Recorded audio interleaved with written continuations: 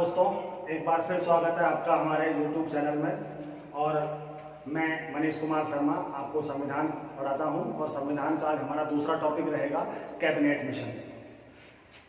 Cabinet mission वह योजना जिसके द्वारा भारतीय संविधान सभा का गठन किया गया। इसी योजना के आधार पर भारत में संविधान सभा का निर्माण हुआ था और इसी संविधान सभा ने भारत के संविधान का निर्माण किया था। कैबिनेट मिशन की हिस्ट्री अगर हम देखें, थोड़ा सा पीछे जाएं, तो जुलाई 1945 में ब्रिटेन में चुनाव हुए और चुनाव में ब्रिटेन में सत्ता परिवर्तन हुआ और कंजर्वेटिव पार्टी अनुदार दल से सत्ता हस्तांतरित होकर के लेबर पार्टी यानी मजदूर पार्टी के हाथों में आ गई और मजदूर पार्टी के क्लीमेंट एटली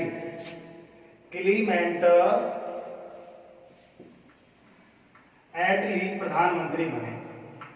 क्लीमेंट एटली भारत से पहले से ही प्रारंभ से ही भारत के प्रति इनका नरम रुख था और ये चाहते थे कि भारत की समस्या का स्थायी समाधान हो जाए। इन्होंने प्रधानमंत्री बनते ही घोषणा की कि मैं भारत की समस्या का स्थायी समाधान करने के लिए अपने कैबिनेट मंत्रियों का एक दल भारत भेजूंगा। इन्होंने घोषणा की 45 में और 46 में ये दल 24 मार्च 1946 को यह दल भारत आ गया और भारत आया दल और इसने भारत में कैबिनेट मिशन ने अपना काम शुरू कर दिया। 24 मार्च 1946 को दिल्ली आ गया था ये दल। इस दल में 3 सदस्य थे। पहले थे सर पैथिक लॉरेंस। दूसरे सदस्य थे इस आयोग के सर स्टैफर्ड क्रिप्स और तीसरे सदस्य थे इस आयोग के एवी एल्बर्ट विक्टर अलेक्जेंडर। ये 3 सदस्य कैबिनेट मिशन में भारत आए। इस आयोग के अध्यक्ष बनाए गए थे सर पैथिक लॉरेंस उस समय भारत सचिव हुआ करते थे। भारत सचिव कौन होता है? जब 1858 के अधिनियम के द्वारा ब्रिटेन की सरकार ने ईस्ट इंडिया कंपनी से भारत का शासन छीन करके अपने हाथों में ले लिया, उस समय ब्रिटेन की सरकार में भारत के लिए एक मंत्री पद विकसित किया गया, नया मंत्री पद बनाया गया। उस मंत्री को भारत मंत्री या भारत सचिव कहा जाता था। तो ये उस समय तत्कालीन समय में भारत सचिव थे और इन्हें भारत भेजा गया। चूंकि भारत में संवैधानिक गतिरोध था और भारत की समस्या का स्थायी समाधान करना था। इस समस्या का समाधान करने के लिए जो व्यक्ति किसी भी तरह का निर्णय लेने में सक्षम है वो कौन है? Sir Pethick Lawrence. Sir Stafford Cripps को क्यों भारत भेजा गया? ये उस समय थे ब्रिटिश व्यापार मंडल के अध्यक्ष। थे। इनका भारत में आना जाना लगा रहता था। इससे पहले भी ये एक प्रस्ताव लेकर के भारत आ चुके हैं जिसे क्रिप्स प्रस्ताव के नाम से जाना जाता है। इसके अलावा ये पंडित जवाहरलाल नेहरू के मित्र थे। पंडित जवाहरलाल नेहरू और स्टैफर्ड क्रिप्स ने साथ बैरिस्ट्री की पढ़ाई की थी लंदन में। तभी से ये एक दूसरे को जानते थे, बहुत अच्छे मित्र थे। और पंडित जवाहरलाल नेहरू की राजनीतिक स्थिति भारत में बड़ी मजबूत थी। तो अगर कोई कूटनीतिक बात करनी हो, किसी को मनाना समझाना पड़े, तो स्टैफर्ड क्रिप्स उसमें सक्षम थे। एवी अलेक्जेंडर को क्यों भेजा गया? क्योंकि एवी अलेक्जेंडर उस समय जो न्याय प्राधिकरण हुआ करता था ब्रिटेन का, उसके प्रथम लॉर्ड थे, सबसे बड़े लॉर्ड थे एवी अलेक्जेंडर, एल्बर्ट विक्टर अलेक्जेंडर। इन्हें इसलिए भेजा गया क्योंकि भारत में राजनीतिक गतिरोध है, कानूनी बातें करनी है, संविधान सभा का निर्माण करना है। और अगर उस समय कानून का सबसे बड़ा विशेषज्ञ ब्रिटेन के पास कोई था तो वो कौन थे? सर एवी अलेक्जेंडर, एल्बर्ट विक्टर अलेक्जेंडर। ये भारत आए। भारत आकर के इन्होंने पहले सभी दलों से अलग अलग विचार विमर्श किया कि भाई भारत आपकी क्या समस्या है, आप क्या मांग रखते हैं हमारे सामने, आप हमसे क्या अपेक्षाएं रखते हैं। सबकी बातें जानने के बाद में इन्होंने सभी दलों का एक सर्वदलीय सम्मेलन आयोजित किया, लेकिन वहां पर आम सहमति नहीं बन पाई और आखिरकार 16 मई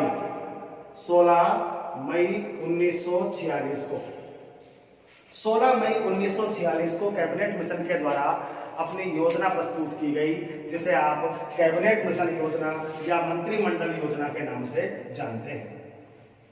16 मई को जो इन्होंने अपनी योजना प्रस्तुत की उसकी कुछ खास बातें इस प्रकार हैं। पहली बात, सबसे महत्वपूर्ण, कि इन्होंने पाकिस्तान, मुस्लिम लीग के द्वारा जो पाकिस्तान की मांग की जा रही थी उस पाकिस्तान की मांग को इन्होंने अस्वीकार कर दिया। इन्होंने कहा कि भारत पूरा एक देश रहेगा, उसके टुकड़े नहीं किए जाएंगे। अर्थात 1940 से जो मुस्लिम लीग पाकिस्तान की मांग कर रही थी उस मांग को इन्होंने सिरे से खारिज कर दिया, बिल्कुल अस्वीकार कर दिया कि भारत के कोई टुकड़े नहीं होंगे, संपूर्ण भारत संघ के लिए एक ही संविधान बनाया जाएगा, पूरा भारत संघ को एक ही देश बनाया जाएगा। और दूसरी बात इन्होंने कही थी कि एक संविधान सभा का गठन किया जाएगा। इसका गठन किया जाएगा, एक संविधान सभा का गठन किया जाएगा। दोस्तों, कैबिनेट मिशन जब ब्रिटेन से चला था उसी समय अपने दो उद्देश्य लेकर के आया था, जिनमें से पहला उद्देश्य था उनका संविधान सभा का गठन करना, ताकि भारत के लिए भारतीयों द्वारा संविधान बनाया जा सके। दूसरा उद्देश्य था उनका अंतरिम सरकार गठन करना, जिसकी बात हम आगे चलकर करेंगे।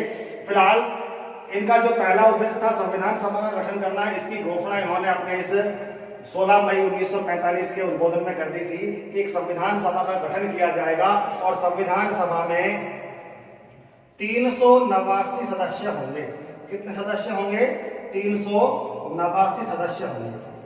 389 सदस्य, 10 लाख की जनसंख्या पर एक सदस्य का सिलेक्शन किया जाएगा। अर्थात संविधान सभा में सदस्य थे, उनमें से प्रत्येक एक सदस्य 10 लाख की जनसंख्या का प्रतिनिधित्व कर रहा था। संविधान सभा में जो 389 सदस्य होंगे, ये 389 किस प्रकार होंगे? तो उन्होंने स्पष्ट किया था कि 292 सदस्य होंगे ब्रिटिश प्रांतों से। कहां से होंगे? ब्रिटिश प्रांतों से। जैसा कि आप जानते हैं उस जमाने में अंग्रेजों ने भारत में अपने 11 प्रांत बना रखे थे। उन 11 प्रांतों में से 292 सदस्य आएंगे और ये सदस्य कैसे आएंगे?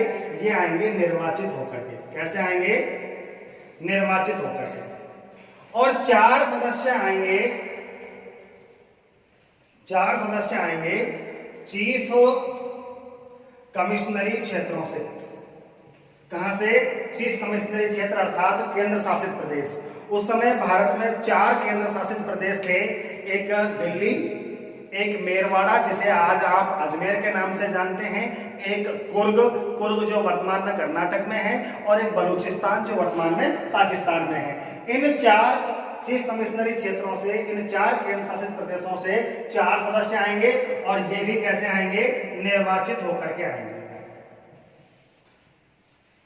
निर्वाचित सदस्य का चुनाव कौन करेगा? तो निर्वाचित सदस्यों का चुनाव होना था अप्रत्यक्ष रीति से, अप्रत्यक्ष तरीके से। जो कुल 296 सदस्य निर्वाचित हो गए हैं आएंगे, इनका चुनाव किया जाएगा प्रांतीय विधानसभा के सदस्यों द्वारा आनुपातिक प्रतिनिधित्व के आधार पर। प्रांतीय विधानसभा के सदस्यों द्वारा आनुपातिक प्रतिनिधित्व के आधार पर 292 प्लस 4 यानी कि 296 सदस्यों का चुनाव होगा। और 93 सदस्य आएंगे देसी रियासतों से। कहां से आएंगे? देसी रियासतों से। देसी रियासतों से सदस्य ये कैसे आएंगे, इस बात का उल्लेख कैबिनेट मिशन ने अपनी योजना में नहीं किया, क्योंकि यहाँ पर विधानसभाएं तो थी नहीं रियासतों में कि वो चुनाव करवाते, जनता से चुनाव करवाएं, इतना ना तो साधन इन रियासतों के पास था और ना ही इतने जो है वो लोग पढ़े लिखे थे कि वो प्रत्यक्ष चुनाव में भाग ले लें, वोट ले दें, उनको चुनाव का अनुभव नहीं था। इसलिए कैबिनेट मिशन ने इन सदस्यों के बारे में कुछ नहीं कहा कि ये किस प्रकार आएंगे। उस समय हमारे देश में 565 देसी रियासतें थी। 565 देसी रियासतों से कुल 93 सदस्य संविधान सभा में आने थे। तो इन रियासतों ने पंडित जवाहरलाल नेहरू से गुहार लगाई कि आप हमारा फैसला कीजिए कि हम सदस्यों को कैसे भेजें। पंडित जवाहरलाल नेहरू ने दिल्ली में रियासतों के राजाओं के साथ एक बैठक आयोजित की और उस बैठक में निर्णय लिया गया कि आप सदस्यों को मनोनीत करके भेज दीजिए। कैसे भेज दीजिए? मनोनीत करके भेज दीजिए। अब मनोनीत कौन करे? क्योंकि बहुत सारी रियासतें ऐसी थी जिनकी जनसंख्या 50,000 या उससे भी कम थी। जबकि एक सदस्य भेजा जाना है 10 लाख की जनसंख्या पर, यानी कि कई सारी रियासतों को मिला करके जब 10 लाख जनसंख्या हो जाएगी तो वहां से एक सदस्य जाएगा। फिर कौन सा रियासत भेजे, कौन सा राजा सदस्य भेजेगा, तो उसी समय पंडित जवाहरलाल नेहरू ने यह भी तय किया कि जिन 10, 12, 15, 20 जितनी भी रियासतों को मिला करके 10 लाख जनसंख्या हो जाती है, उनमें से जो सबसे बड़ी रियासत होगी वो अपना एक सदस्य संविधान सभा में भेज देगा। इस प्रकार संविधान सभा में 389 सदस्य आने वाले थे। इन 389 सदस्यों में से संविधान सभा में कुल 296 सदस्य, 296 सदस्य कैसे थे? निर्वाचित थे। 93 सदस्य मनोनीत थे। जिन 296 सीटों पर संविधान सभा के लिए चुनाव होना था, उन 296 सीटों को बांटा गया था 3 वर्गों में। कितने वर्गों में बांटा गया था? 3 वर्गों में। 3 में से 213 सीटें रखी गई सामान्य वर्ग के लिए। किसके लिए रखी गई? सामान्य वर्ग के लिए, कि ये ऐसी सीटें होंगी जिस पर कोई भी व्यक्ति चुनाव, किसी भी धर्म को मानने वाला व्यक्ति चुनाव लड़ सकेगा। और 79 सीटें, 79 सीटें रखी गई थी मुस्लिम वर्ग के लिए। किसके लिए? मुस्लिम वर्ग के लिए आरक्षित की गई थी कि ये 79 सीट्स ऐसी होंगी जिन पर केवल और केवल कोई मुस्लिम व्यक्ति ही चुनाव लड़ सकेगा। और शेष 4 सीटें आरक्षित की गई थी सिख वर्ग के लिए। किसके लिए? सिख वर्ग के लिए। और ये सीटें कहां पर थी? पंजाब में थी। कहां पर थी? पंजाब में। इस प्रकार सीटों का वर्गीकरण किया गया, सीटों का आरक्षण किया गया था। 296 सीटों के लिए चुनाव होने हैं। चुनाव में से 213 सीटें सामान्य वर्ग के लिए हैं, 79 सीट्स मुस्लिम वर्ग के लिए हैं और 4 सीट सिख वर्ग के लिए हैं। कहां पर? पंजाब में। संविधान सभा के लिए इन 296 सीटों के लिए चुनाव हुए थे जुलाई 1946 में। कब चुनाव हुए थे? संविधान सभा की सीटों के लिए चुनाव कब हुआ था? जुलाई 1946 में। और जुलाई 1946 में चुनाव कितनी सीटों के लिए हुआ था? 296 सीटों के लिए, बाकी तो मनोनीत होने वाले थे। इन 296 सीटों के लिए चुनाव हुआ था। इनमें से 208 सीटों पर कांग्रेस विजयी हुई। इन 208 सीटों पर कौन विजय हुआ? कांग्रेस के सदस्य विजयी हुए। और 73 सीट जीती थी किसने? मुस्लिम लीग ने। किसने जीती थी? मुस्लिम लीग ने। और 15 सीटों पर अन्य छोटी पार्टियों के नेता और कुछ निर्दलीय चुनाव जीत करके आए थे। इस प्रकार इस चुनाव का रिजल्ट रहा। इन चुनाव में कांग्रेस भारी बहुमत के साथ आगे रही और मुस्लिम लीग को उसकी अपेक्षाओं से बहुत कम सीटें मिली थी। इसीलिए अपने इस संविधान सभा के चुनाव से उसको अल्पमत मिलने के कारण और कैबिनेट मिशन के द्वारा प्रत्यक्ष पाकिस्तान की मांग को ठुकरा दिए जाने के कारण मुस्लिम लीग के द्वारा 16 अगस्त, कब? 16 अगस्त 1946 को प्रत्यक्ष कार्यवाही दिवस के रूप में मनाया गया। किस रूप में मनाया गया? प्रत्यक्ष कार्यवाही दिवस के रूप में मनाया गया। कुल मिलाकर के इस प्रत्यक्ष कार्रवाई दिवस के दिन भारत में हिंदू मुस्लिम दंगे भड़क गए, जिसमें बहुत सारे लाखों लोगों को जो है मौत के घाट उतार दिया गया। हालांकि मौत के घाट उतरने वाले दोनों तरह के लोग थे। हिंदू भी उतने ही हताहत हुए थे और मुस्लिम लोग भी उतने हताहत हुए थे। और भारत के हालात बद से बदतर हो गए थे इस मुस्लिम लीग के प्रत्यक्ष कार्रवाई दिवस के कारण। दोस्तों, संविधान सभा के निर्वाचित सदस्यों का चुनाव तो हो चुका है, लेकिन अभी मनोनीत सदस्य मनोनीत होकर के नहीं आए हैं। इसी बीच कैबिनेट मिशन के पास कुछ समय बचता है और उन्होंने अपने इस समय का उपयोग किया अंतरिम सरकार का गठन करके। कैसे किया? अंतरिम सरकार। अंतरिम सरकार का गठन हुआ था 2 सितंबर 1946 को। 2 सितंबर 1946 को कैबिनेट मिशन के द्वारा भारत के वायसराय लॉर्ड वेवेल, किसकी अध्यक्षता में? लॉर्ड वेवेल की अध्यक्षता में अंतरिम सरकार का गठन किया गया। अर्थात लॉर्ड वेवेल को अंतरिम सरकार का बनाया गया अध्यक्ष और इसका उपाध्यक्ष बनाया गया था जवाहरलाल नेहरू को। किसको बनाया गया था? जवाहरलाल नेहरू को बनाया गया था इसका उपाध्यक्ष, यानी कि प्रधानमंत्री। जब इस अंतरिम सरकार का गठन 2 सितंबर 1946 को किया गया था तो कैबिनेट मिशन से और कांग्रेस से गतिरोध होने की वजह से लीग ने इस अंतरिम सरकार में हिस्सा नहीं लिया। लेकिन 26 अक्टूबर 1946 को लीग भी इस अंतरिम सरकार में शामिल हो गई। जब लीग इसमें शामिल नहीं थी तो अंतरिम सरकार के सदस्यों की संख्या थी 13। एक तो वेवेल अध्यक्ष, एक उपाध्यक्ष या प्रधानमंत्री जवाहरलाल नेहरू और 11 इसके अन्य मंत्री हुआ करते थे।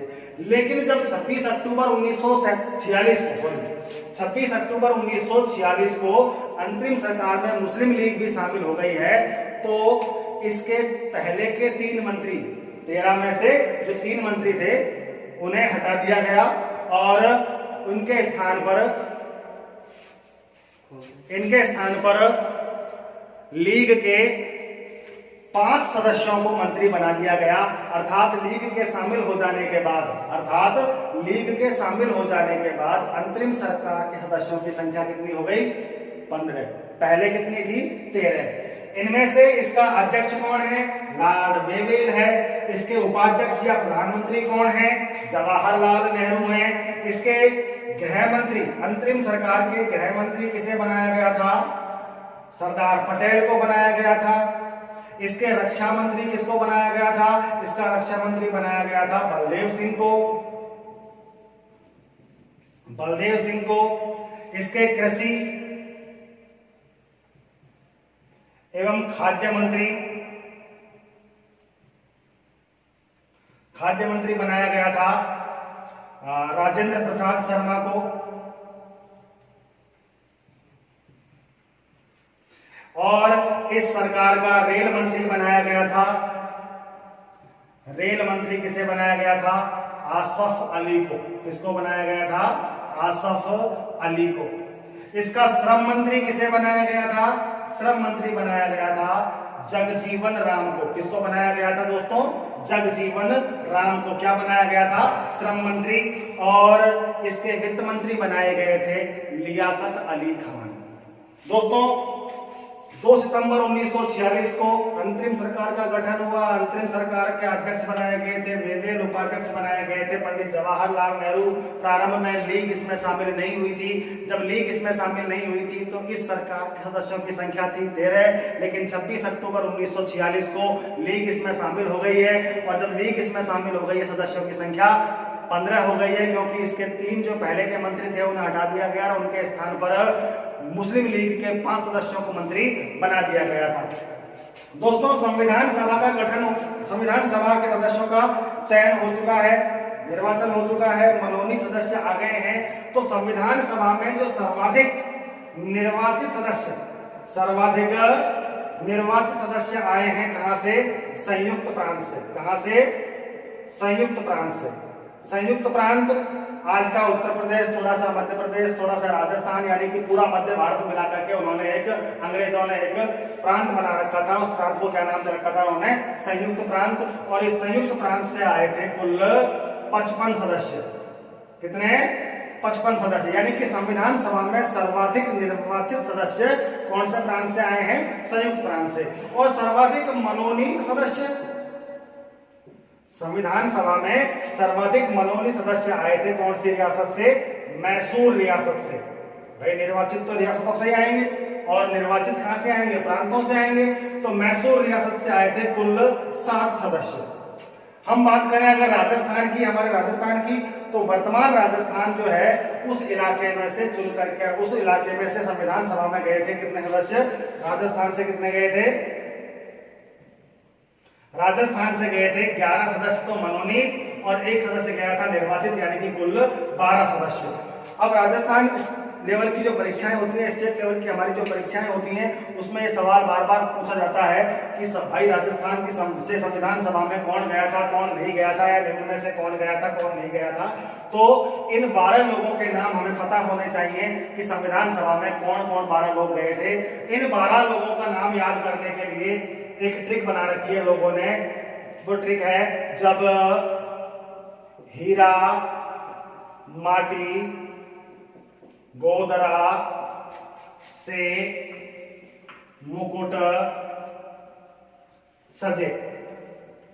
आपको ये ध्यान रखना है कि संविधान सभा में 12 सदस्य गए हैं और 12 में से एक निर्वाचित है और 11 मनोनीत हैं। और उनके नाम क्या हैं? जब हीरा माटी गोदरा से मुकुट सजे। क्या नाम है?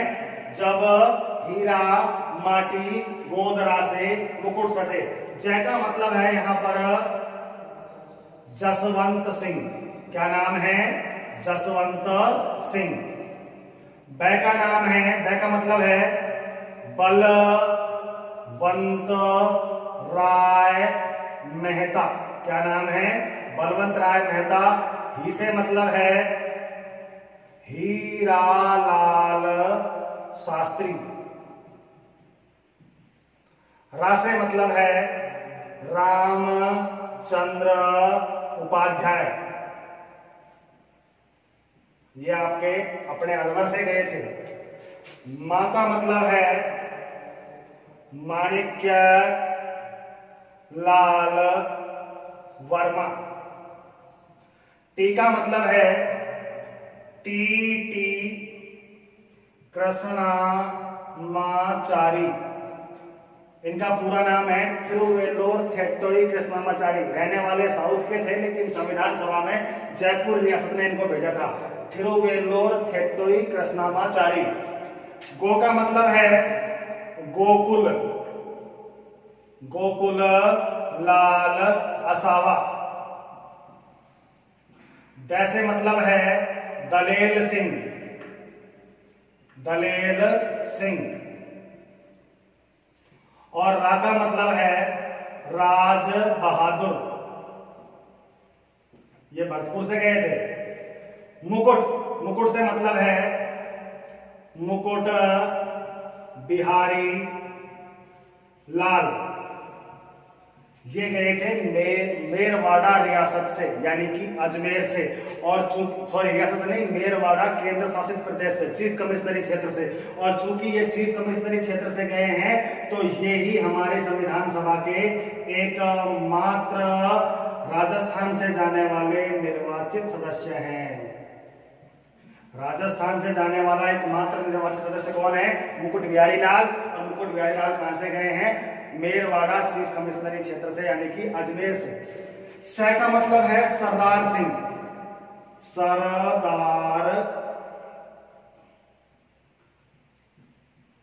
सरदार सिंह। और दोस्तों जे का मतलब है जय नारायण व्यास। संविधान सभा में हमारे वर्तमान राजस्थान से गए हैं 12 लोग। कौन कौन? जसवंत सिंह, बलवंत राय मेहता, हीरालाल शास्त्री, रामचंद्र उपाध्याय, माणिक्यलाल वर्मा, टी कृष्णामाचारी, गोकुल लाल असावा, दलेर सिंह, रामचंद्र उपाध्याय, मुकुट बिहारी लाल, सरदार सिंह और जय नारायण व्यास। दोस्तों संविधान सभा के सबसे महत्वपूर्ण सदस्य थे डॉक्टर भीमराव अंबेडकर। भीमराव अंबेडकर का संविधान सभा में प्रारंभ में चुनाव हुआ था पूर्वी बंगाल प्रांत से। कौन से प्रांत से? पूर्वी बंगाल प्रांत से निर्वाचित होकर के आए थे भीमराव अंबेडकर। लेकिन जब 47 में भारत और पाक का विभाजन हो गया, तो ये पूर्वी बंगाल चला गया पाकिस्तान में, जिसे आज आप बांग्लादेश के नाम से जानते हैं। तो इस कारण से इन्हें जाना था पाकिस्तान की संविधान सभा में। लेकिन ये भारत के मध्य प्रदेश के रहने वाले थे और भारत में रहना चाहते थे, भारत की संविधान सभा में रहना चाहते थे। इसलिए इन्होंने पूर्वी बंगाल वाली अपनी सीट से रिजाइन दे दिया। ये संविधान सभा से हो गए बाहर। कांग्रेस भी चाहती थी कि ये संविधान सभा में रहे, विद्वान व्यक्ति थे, इसलिए इन्हें संविधान सभा में बनाए रखने के लिए कांग्रेस ने जो इनका उम्मीदवार बंबई प्रेसिडेंसी की पुणे सीट से जीत करके आया था, जिसका नाम था जयकर। क्या नाम था? जयकर। बंबई प्रेसिडेंसी की पुणे सीट से चुनाव जीत करके आए थे कांग्रेस के उम्मीदवार जयकर।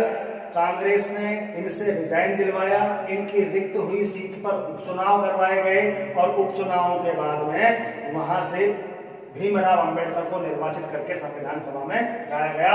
दोस्तों बहुत महत्वपूर्ण चीज है ये, आप चाहें तो इसका स्क्रीनशॉट ले सकते हैं। आगे चलते हैं दोस्तों। इस प्रकार हमारी संविधान सभा का गठन कर दिया गया है। संविधान सभा का गठन हो चुका है। संविधान सभा का गठन का कार्य पूर्ण होता है या संविधान सभा के गठन पर अंतिम मोहर लगाई जाती है कब? 6 दिसंबर 1946 को 6 दिसंबर 1946 को संविधान सभा का गठन हो जाता है। 6 दिसंबर 1946 को संविधान सभा का गठन हो जाता है। ये भी सवाल है परीक्षा में। संविधान सभा का गठन 6 दिसंबर को हुआ, लेकिन संविधान सभा की पहली बैठक 9 दिसंबर 1946 को आयोजित हुई।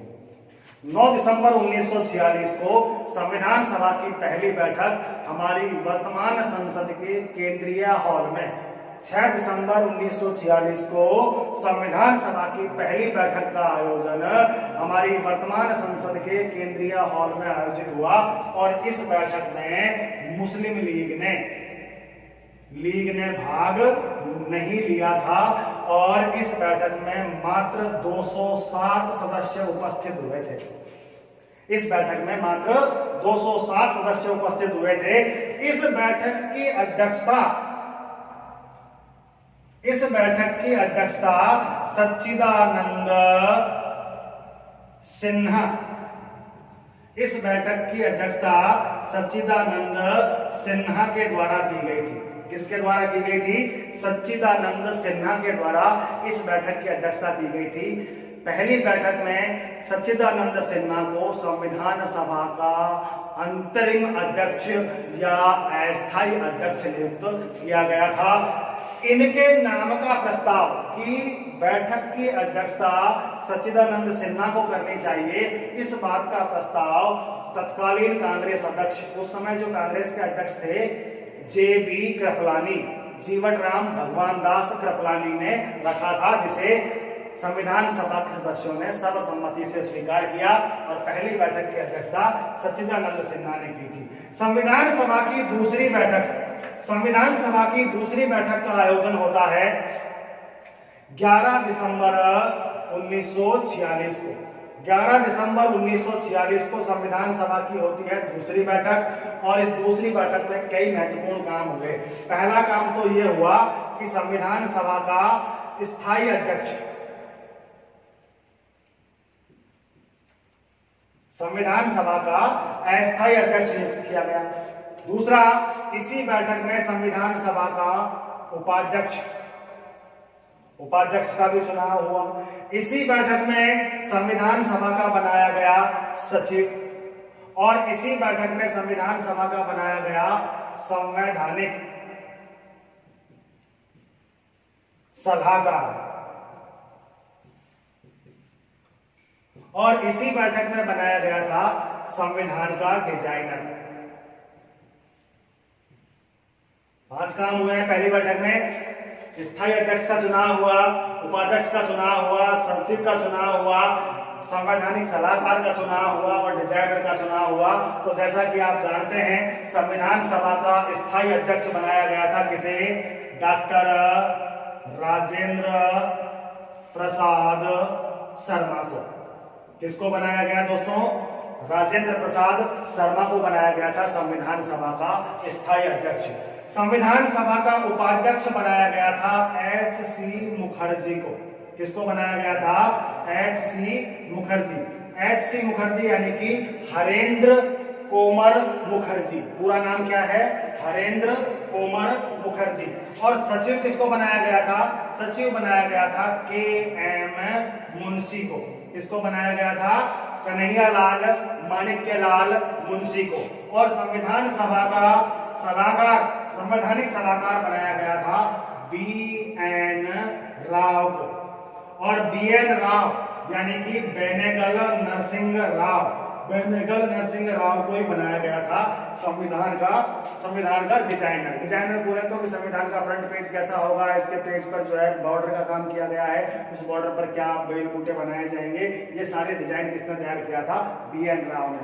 BN राव वो व्यक्ति जो भारत का संविधान निर्माण होने से पहले भी कई सारे संविधानों के निर्माणों में, विभिन्न देशों के संविधानों के निर्माणों में अपनी भूमिका निभा चुके थे।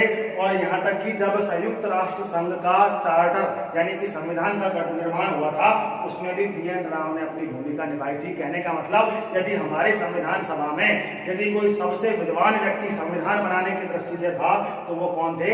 BN राव थे। और इसीलिए इन्हें क्या बनाया गया था? संविधान सभा का संवैधानिक सलाहकार बनाया गया था। आगे चलते हैं दोस्तों, संविधान सभा की तीसरी बैठक, संविधान सभा की तीसरी बैठक का आयोजन होता है 13 दिसंबर को। कब होता है? 13 दिसंबर 1946 को। कौन सी बैठक का आयोजन हुआ था? तीसरी बैठक का आयोजन हुआ था। और इस तीसरी बैठक में पंडित जवाहरलाल नेहरू के द्वारा, इस तीसरी बैठक में पंडित जवाहरलाल नेहरू के द्वारा उद्देश्य प्रस्ताव पेश किया गया। उद्देश्य प्रस्ताव यानी कि हम जो लोग यहाँ इस संस्था का गठन करके इकट्ठे हुए हैं, हमारा उद्देश्य क्या है? संविधान का निर्माण करना। लेकिन वो संविधान किस तरह का होगा, उसमें हमें किन किन बातों को, किन किन धारणाओं को, किन किन विचारधाराओं को शामिल करना है, ये सारा का सारा उद्देश्य प्रस्ताव पेश किया था पंडित जवाहरलाल नेहरू ने। और संविधान सभा में इसमें लंबा विचार विमर्श चला और आखिरकार 22 जनवरी 1947 को संविधान सभा ने इस उद्देश्य प्रस्ताव को पारित कर दिया, जिसे आगे चल करके हमने हमारे देश की प्रस्तावना बनाया, जिस प्रस्तावना को मैं पिछले वीडियो में पढ़ा चुका हूं। तो दोस्तों, ये था आपका कैबिनेट मिशन और संविधान सभा का गठन। हमारा वीडियो आपको कैसा लगा हमें सूचित करते रहें। चैनल को सब्सक्राइब करें और वीडियो पसंद आए तो लाइक भी करें। अगर आप हमारा उत्साहवर्धन करते रहेंगे तो हम आपको लगातार और नए नए टॉपिक आपके सामने प्रस्तुत करते रहेंगे। दोस्तों, वीडियो कैसा लगा जरूर बताएं और अच्छा लगा हो तो चैनल को सब्सक्राइब करें, वीडियो को लाइक करें। धन्यवाद।